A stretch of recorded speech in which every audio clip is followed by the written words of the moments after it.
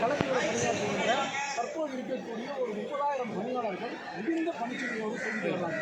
அனைவரும் காற்றாலை மாதிரி ஏதோ ஒரு முறையில் கன்னியாகுமரியிலிருந்து கும்பகோண்டி வரைக்கும் தொழிலாளர் விபத்துக்குள்ளாகிட்டு இருக்கலாம். ஒப்பந்த தொழிலாளர்கள் மின்பாதை ஆய்வாளர்கள் நேற்று கூட பார்த்தீங்கன்னு சொன்னால் கேங்மேன் பணியாளர் தஞ்சாவூரில் ஒரு கிராமம் இருக்கார்.